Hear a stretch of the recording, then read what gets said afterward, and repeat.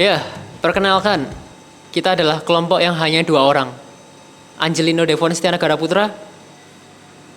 Dan saya Leonard Wesutam.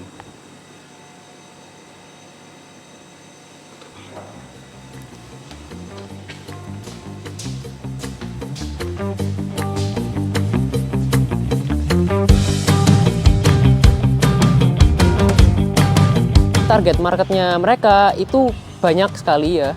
Pertama ada Gen Z, ada juga orang yang tidak bisa laktos. Jadi maksudnya itu orang yang tidak bisa minum minuman susu sapi. Kuliah kan banyak sekali orang-orang kantor kan di sini ya, terutama di rektorat atau di R&D itu. Jadi mereka menargetkan di mana orang itu akan membeli sebuah kopi ya di Coin Cafe. Yang ketiga untuk orang-orang yang ingin sehat. Nah, orang-orang yang sehat ini maksudnya gimana? Jadi Coin Cafe itu menyediakan kopi tanpa gula. Jadi dia menggunakan stevia gitu. Ya, jadi itu yang bisa saya sampaikan. Hah? Kita pertama ada pemasok bahan alternatif ya. Jadi kita diberikan oleh pasokan bahan alternatif. Terus juga kita ada platform pelayanan pengiriman online seperti Grab, Gojek, atau mungkin Shopee Food gitu. 3, yaitu ada mitra pembayaran digital seperti Moka atau semacamnya. Jadi seperti kasir online begitu. Dan yang keempat itu influencer. Jadi mengapa kita bekerja sama dengan influencer? Itu yang pertama kita bisa mengembangkan awareness di dalam sebuah brand gitu. Yang terakhir itu adalah organisasi dan lingkungan. Jadi organisasi dan lingkungan itu kita targetkan supaya kita mendapatkan segmen tertentu seperti mahasiswa di dalam universitas atau HMP atau mungkin BEMU gitu. Jadi bisa seperti itu.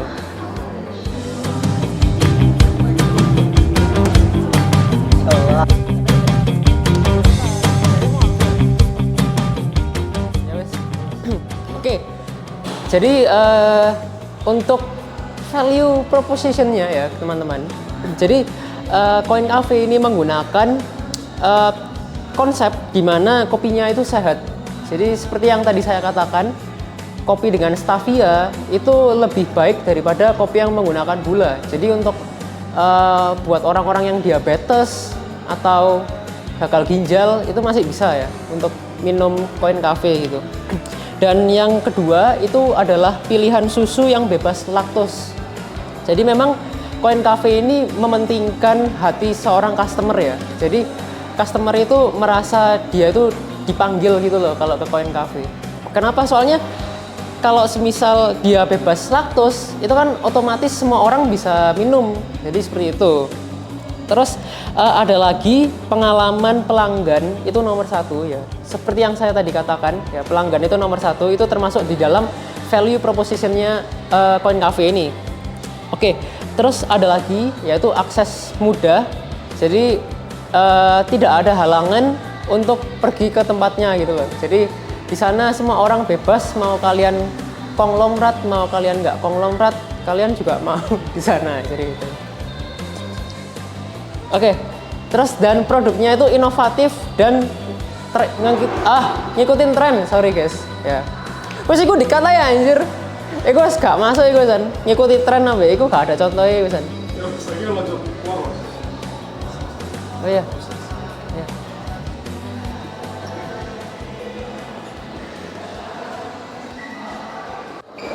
Ya, untuk channelnya media sosial sama offline.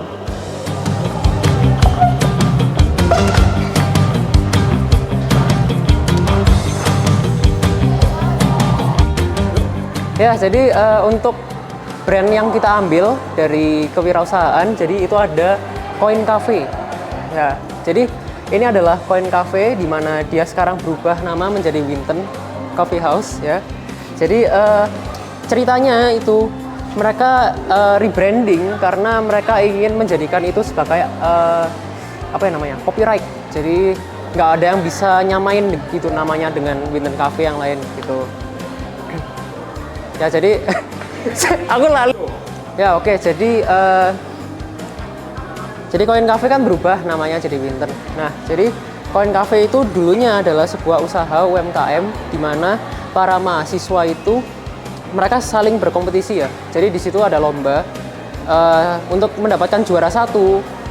Para UMKM yang berada di Coin Cafe mereka sangat niat sekali. Jadi mereka sampai nge-branding, punya sosial media, dan memang saat itu memang dia sangat ambis sekali, dan akhirnya mereka mendapatkan 2 gelar, yaitu juara 1 yang terbaik dan saya lupa juara 1 apa lagi gitu. Ini guys. Baik, untuk preferensi, kok preferensi? Apa ya namanya ya? Sik. Oh iya. Ayo.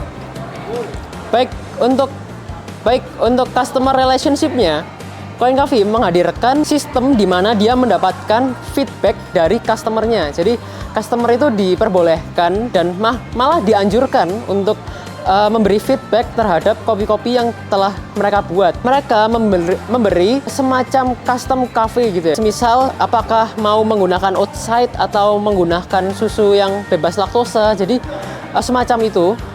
Dan yang terakhir ada di apa namanya ya?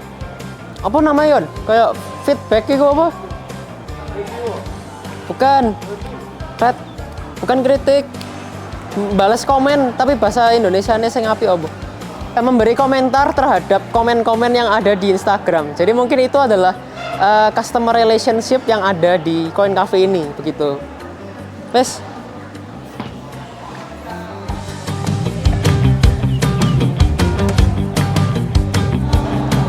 Ya kawan-kawan, jadi cost structure yang dibikin oleh Coin Cafe ya itu mereka harus memiliki biaya untuk bahan baku dan juga ada biaya operasional seperti membayar karyawannya, membayar listriknya, airnya, dan nggak hanya itu, ternyata mereka juga harus membayar biaya untuk marketingnya seperti di media sosial, saat advertising, dan juga mereka harus memiliki biaya di mana mereka akan mengeluarkan produk baru. Bayangin aja kalau misal ada kopi baru gitu ya, kopi itu brew base gitu ya.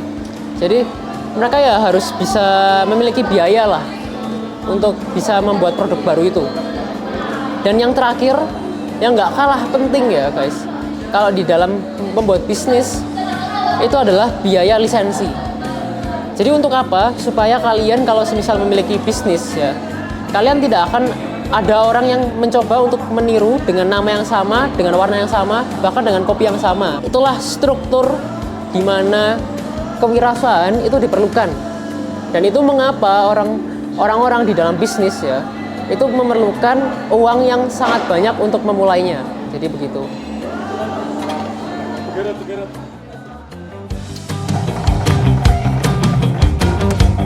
Revenue.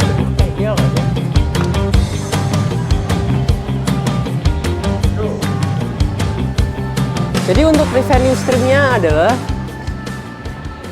dia menjual kopi dengan preferensi orang masing-masing. Setelah itu ada juga preferensi di mana dia bisa memilih antara outside atau bebas laktos.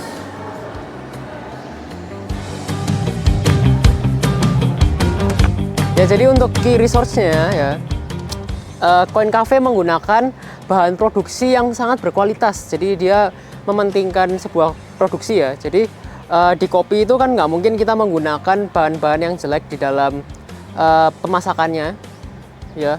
Terus setelah itu dia memberikan sebuah training kepada timnya. Jadi timnya yang dibikin itu berkualitas. Jadi bayangin aja, udah produksinya berkualitas, timnya berkualitas juga.